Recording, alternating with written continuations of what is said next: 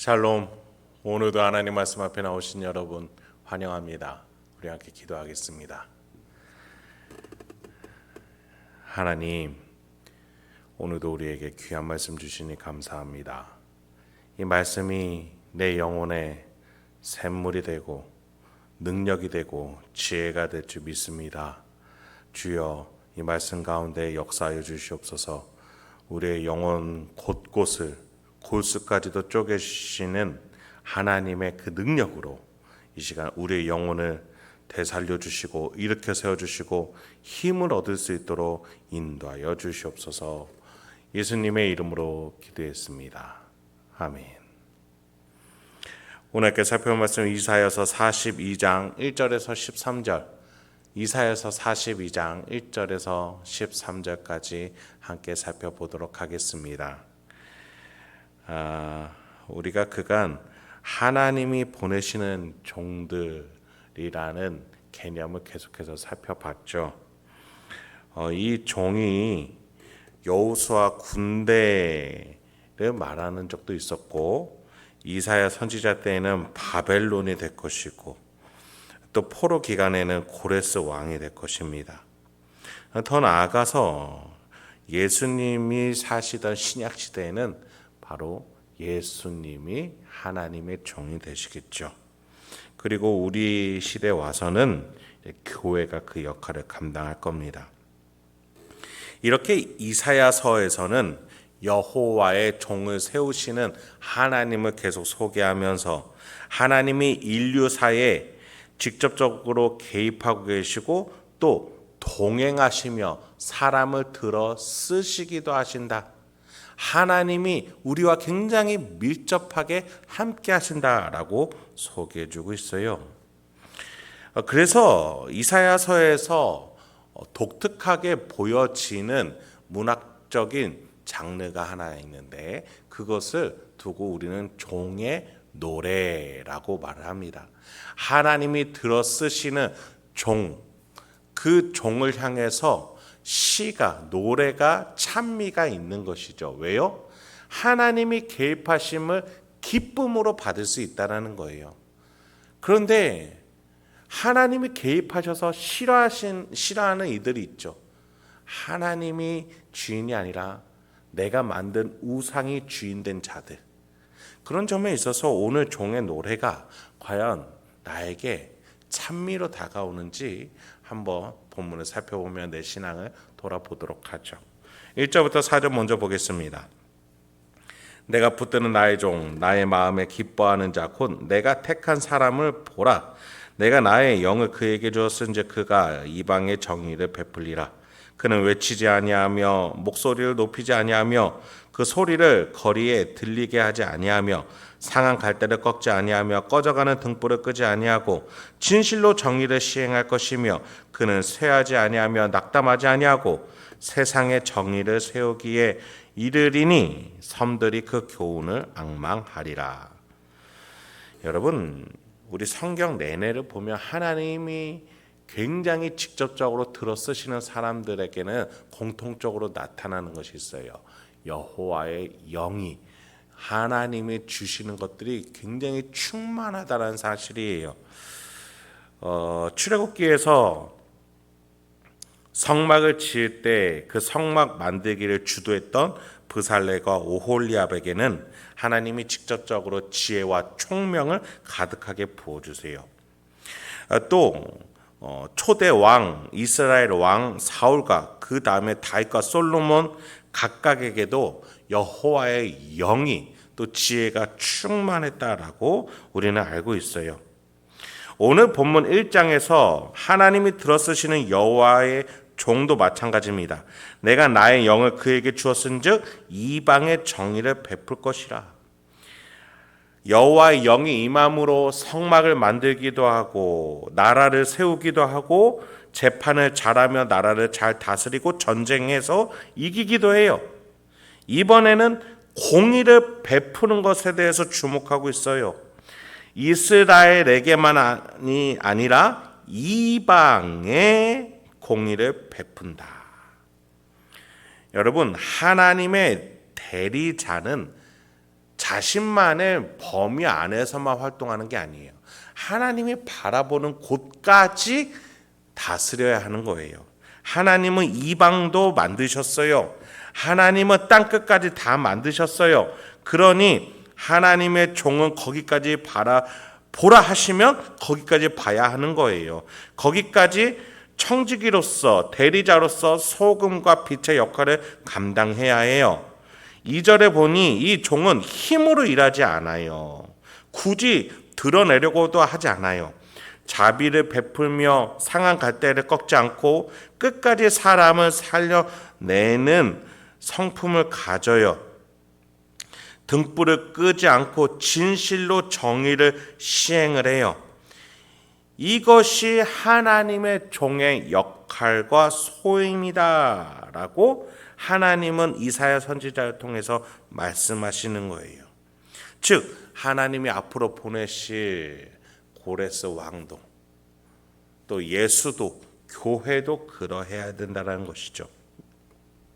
여러분, 우리 이 행복한 교회의 영역과 범위는 결코 우리만의 세상, 우리끼리만의 세상이 되어서는 안 됩니다.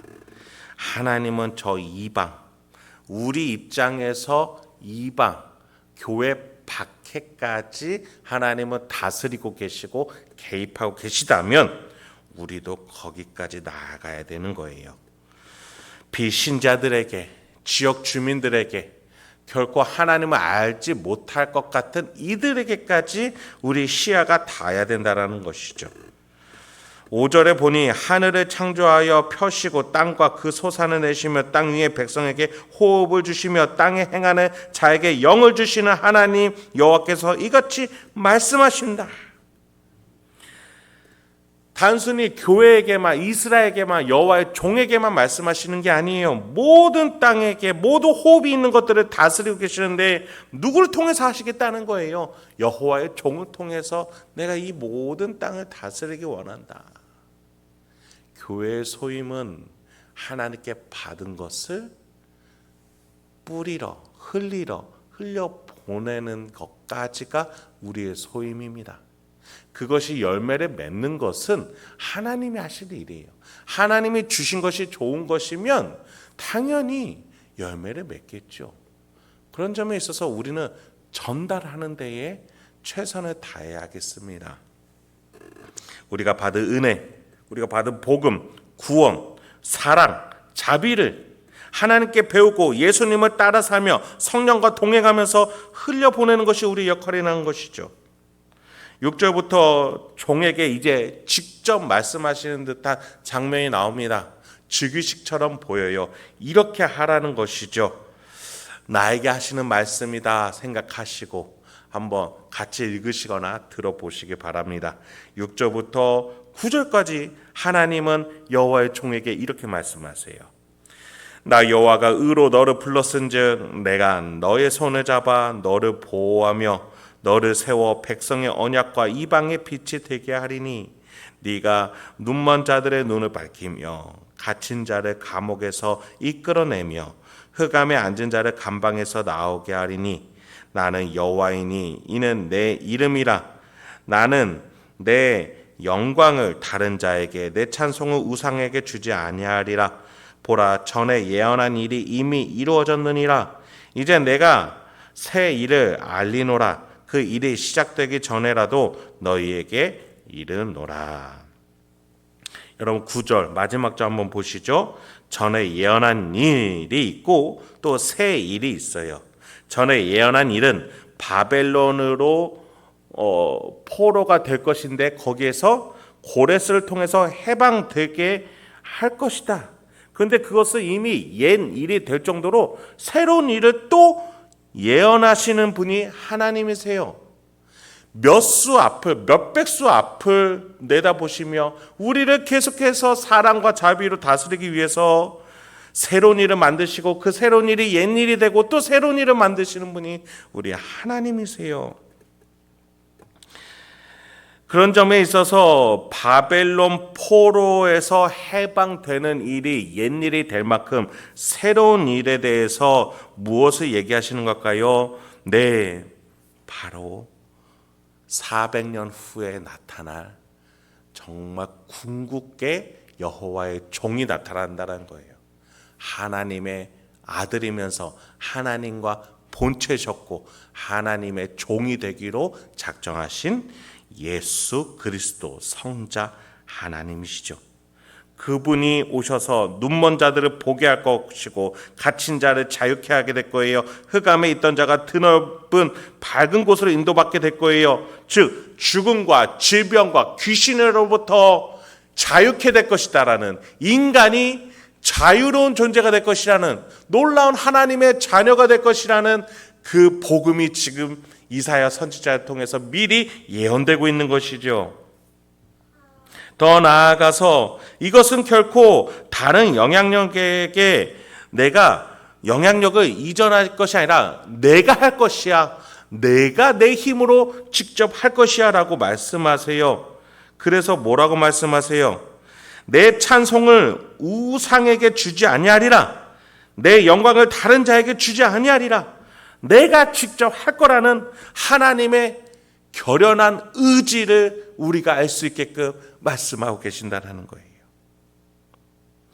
여러분, 그런 점에 있어서 우리 하나님이 우리를 향해서 얼마나 고귀한 계획들을 갖고 계시는지, 그 계획이 바로 예수 그리스도라는 사실을 우리는 기억해야겠습니다.